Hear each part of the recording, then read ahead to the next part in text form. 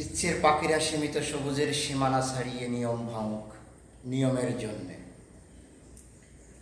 এই শরতে সুপ্রিয় শিক্ষার্থী, তোমরা নিশ্চয়ই সুস্থ আছো। মহামারীর এই এই ক্লান্তি লগ্নে আমরা সবাই সুস্থ থাকি, সবাই সুস্থ আছি, এই পরম করুণাময়ের কাছে প্রার্থনা করেই শুরু করছি। আমি দীপক কুমার বালা, সহকারী শিক্ষক, Gopalpur school and college, Monirampur, Jessore. সুপ্রিয় শিক্ষার্থী, আমি আজ অষ্টম শ্রেণীর বাংলা দ্বিতীয় পত্রের অষ্টম পরিচ্ছেদ বানান এর ঘ পাঠ থেকে আমি আজ আলোচনা করব, অর্থাৎ মূর্ধন্য ও দন্তন্য বর্ণের ব্যবহারটা নিয়ে আমি আজকে আলোচনা করব।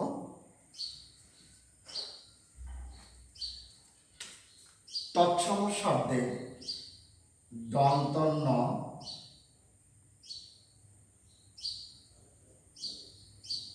বা মূর্ধন্য এর ব্যবহার নিয়েই আমি আজ আলোচনা করব। তবে এর আগে আমাদের একটু জানতে হবে, আমি গত পাঠেই বলেছিলাম যে শব্দ ভাণ্ডার অর্থাৎ উৎস হিসেবে শব্দ 5 প্রকার। তার ভেতর প্রথমটি হচ্ছে তৎসম, অর্ধতৎসম, দেশি, বিদেশি, তদ্ভব। আমি তৎসম শব্দে এই মূর্ধন্য এবং দন্তন্য এর ব্যবহার সম্পর্কে আমি আলোচনা করব। সুপ্রিয় শিক্ষার্থী, আমরা আগে একটু বর্গ নিয়ে ভাবতে হবে। আমাদের যে স্পর্শ বর্ণ আছে, ক থেকে ম পর্যন্ত এই যে 25টি বর্ণ আছে, এদেরকে স্পৃষ্ট বা স্পর্শ বর্ণ বলে। তবে এই প্রথমটি হচ্ছে ক বর্গ, চ বর্গ, ট বর্গ, ত বর্গ আর প বর্গ। প্রথমটিকে বলা হয় জিহ্বামূলীয় বা কণ্ঠমূলীয়, চ বর্গকে বলা হয় তালব্য বর্ণ, ত বর্গকে বলা হয় মূর্ধা, ত হচ্ছে দন্তমূলীয় বর্ণ, আর প হচ্ছে ওষ্ঠমূলীয় বর্ণ। আমি এই বর্গটি এজন্য বললাম, আমরা যখন তৎসম শব্দে মূর্ধন্য বা দন্তন্যের ব্যবহার শেখাবো, তখন অবশ্যই বর্গের একটি কথা রয়েছে, সেটা বুঝতে হলে অবশ্যই তোমাকে এই ক বর্গ, ট বর্গ, ত বর্গ এবং অ বর্গ সম্পর্কে জানতে হবে। তো প্রথমেই আমাদের যে যুক্ত বর্ণ, এই যুক্ত বর্ণে তৎসম শব্দে যে ট বর্গ আছে, আমি যেটি প্রথমেই বলেছি যে বর্গ সম্পর্কে জানতে হবে, অর্থাৎ মূর্ধাধ্বনি। এর যে এই ট বর্গীয় ধ্বনির আগে, যুক্ত বর্ণে এই ট বর্গীয় ধ্বনির আগে দন্তন্য এর যদি উচ্চারণ থাকে, সেখানে অবশ্যই মূর্ধন্য ব্যবহার হয়। এই মূর্ধন্যটি এই ট বর্গের যে 4টি বর্ণ আছে, ট, ঠ, ড, ঢ, যুক্ত ব্যঞ্জনে এই বর্ণ কয়টির আগে তৎসম শব্দে অবশ্যই মূর্ধন্য এর ব্যবহার হবে। যেমন কণ্ঠ, দণ্ড,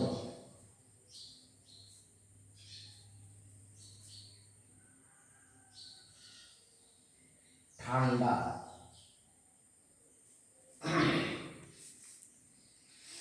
এই যুক্ত ব্যঞ্জনগুলো এই ট বর্গীয় ধ্বনির সাথে দন্তন্য উচ্চারণ হলে সেটি আমরা মূর্ধন্য মূর্ধন্য বলব, যেহেতু এটি তৎসম শব্দে।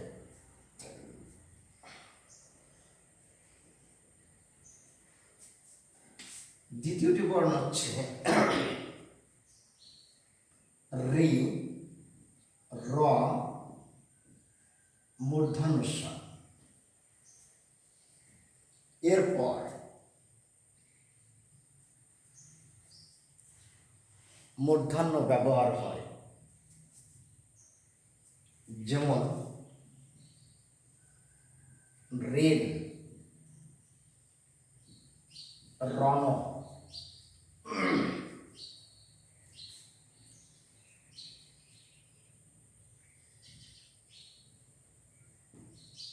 কৃষাণ,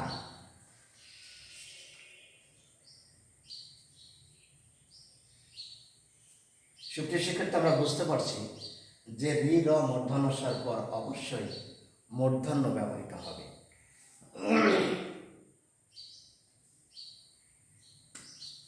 যেমন বিশেষণ,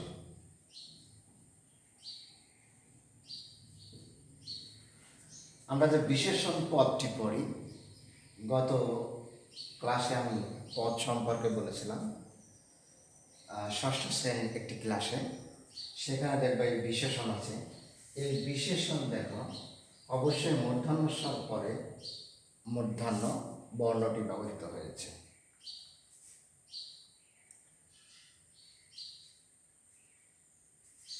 যদি এই রি, র, মূর্ধন্য এর পরে যদি ক বর্গীয় অথবা ক বর্গীয় বর্ণ থাকে, ক বর্গীয় এবং ক বর্গীয় কোনো বর্ণ থাকে,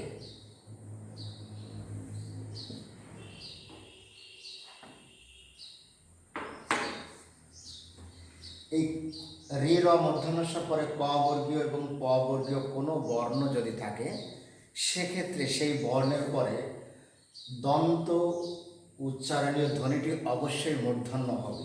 যেমন দেখো গ্রামীণ,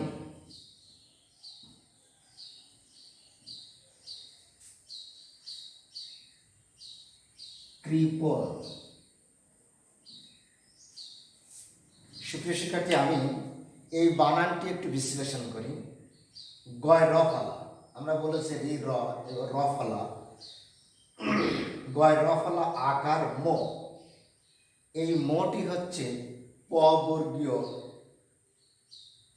ধ্বনির একটি বর্ণ, বিধায় তারপরে দন্তন্য উচ্চারিত হয়েছে, এজন্য এই বর্ণটি মূর্ধন্য হয়েছে। কৃপণ, কয় রি, এই রি কারের পরেই পরের যে বর্ণটি রয়েছে, এই বর্ণটি প বর্গীয় ধ্বনির প্রথম বর্ণ অর্থাৎ প, এর জন্য এখানে মূর্ধন্য ব্যবহৃত হয়েছে। সুপ্রিয় শিক্ষার্থী, আমরা পরবর্তীতে আরেকটি নিয়ম দেখব। 4 নম্বরটি নিয়ম হচ্ছে আমরা উপসর্গ সম্পর্কে জানতে হবে। প্র, পরা, পরি,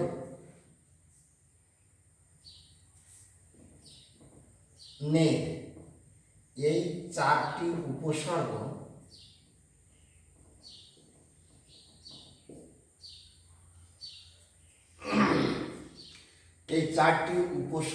যদি থাকে, এই 4টি উপসর্গের পরে দন্ত উচ্চারণীয় ধ্বনিটি অবশ্যই মূর্ধন্য হবে। যেমন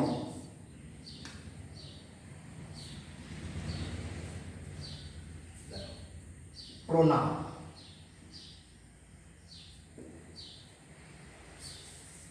প্রণাম,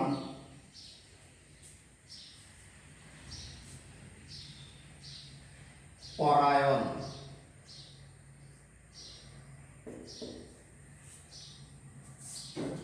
পরায়ণ, পরিণতি,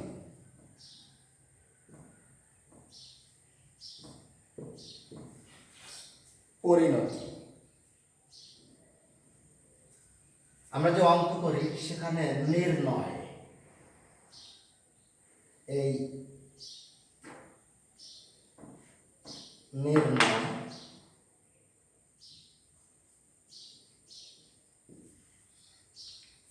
দেখো সুপ্রিয় শিক্ষার্থী, আমরা বলেছি প্র, পরা, পরিনির, এই চারটি উপসর্গের পরে অবশ্যই মূর্ধন্য ব্যবহৃত হয়।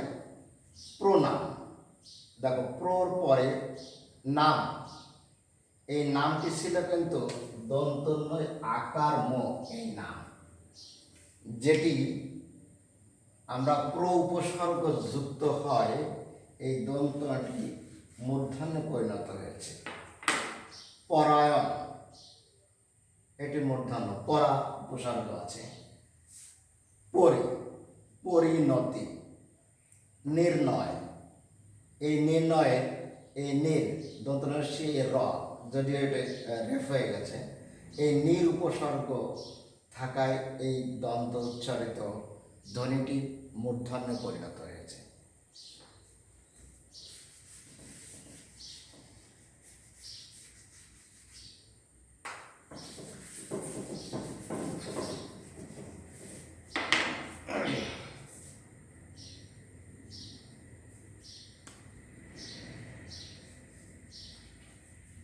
সুপ্রিয় শিক্ষার্থী, আমরা এতক্ষণ তৎসম শব্দ নিয়ে বলেছিলাম।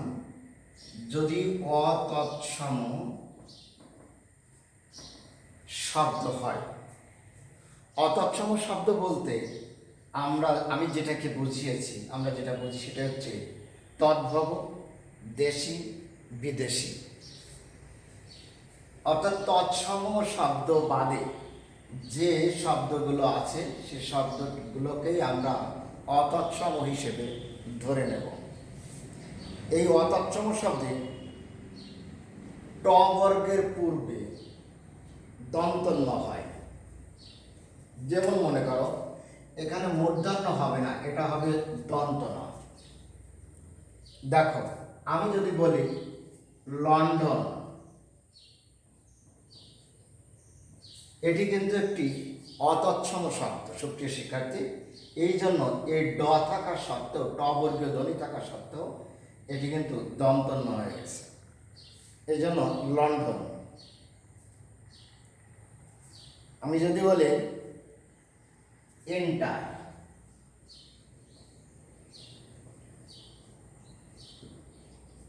এন্টার, আমাদের স্কুল অ্যান্ড কলেজ, এই যে অ্যান্ড,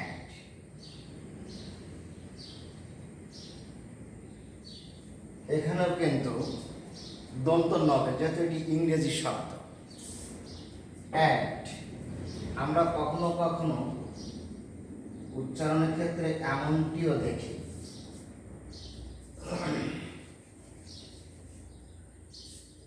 যাই হোক আমরা তাহলে তৎসম শব্দটি বুঝলাম। আচ্ছা, যদি কখনো সন্ধিযুক্ত শব্দ থাকে, সন্ধিযুক্ত অর্থাৎ সন্ধি, এখানেও দন্তন্য হবে। যেমন অগ্রনায়ক,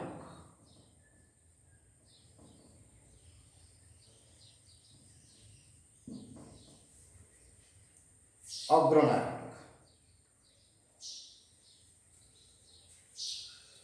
দুর্নীতি,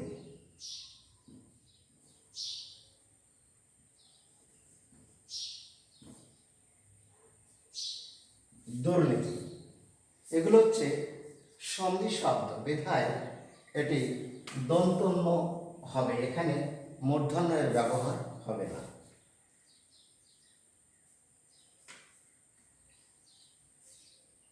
এবং তদ্ভব, দেশি, বিদেশি, তদ্ভব দেশি বিদেশি এই শব্দের বেলা তো সবসময় দন্তন্য এর ব্যবহার আমরা পরিলক্ষিত করি। যেমন মনে করো হর্ন,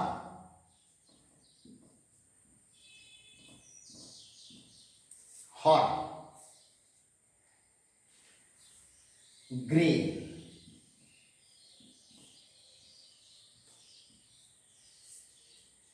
এরকম সুপ্রিয় শিক্ষার্থী অসংখ্য শব্দ আছে তদ্ভব দেশি বিদেশি। এই শব্দের বেলাতেই সবসময়তেই দন্তন্য বসে। সুপ্রিয় শিক্ষার্থী, আমরা আজ অষ্টম শ্রেণীর অষ্টম পরিচ্ছেদ বাংলা দ্বিতীয় পত্রের ঘ পাঠে যেটি জানলাম, কোথায় দন্তন্য এবং কোথায় মূর্ধন্য বসে, এটি নিয়ে আমি বিশদ আলোচনা করার চেষ্টা করলাম। তোমরা একটু লক্ষ্য করলে সবগুলো বুঝতে পারবে, এবং যদি তোমরা বাসায় আরেকটু দেখো বইটা, তাহলে অবশ্যই তোমরা এগুলো সম্পর্কে ভালোভাবে জানতে পারবে। আমি আজ আর নয়, আমার ক্লাসটি এখানে শেষ করতে হবে। ততক্ষণে সবাই জানি সুস্থ আছো, পরম করুণাময় ঈশ্বরের কৃপায় সবাই সুস্থ থাকো। এবং এই মহামারী যে করোনা, এই করোনাকালের দুর্যোগ সময় তোমরা পার করছো, আমরা সবাই পার করছি, এটা পরম ঈশ্বরের কৃপায় সেটি যেন হয়। আমরা যদি কখনো প্রয়োজনে বাইরে যাই অবশ্যই মাস্ক ব্যবহার করি, এবং দূরত্ব অর্থাৎ যেটা সামাজিক দূরত্ব সেটা যেন বজায় থাকে, এই প্রত্যাশা ব্যক্ত করেই এবং সবাই সুস্থ থাকে, সবার মঙ্গল কামনায় শেষ করছি। ধন্যবাদ সকলকে।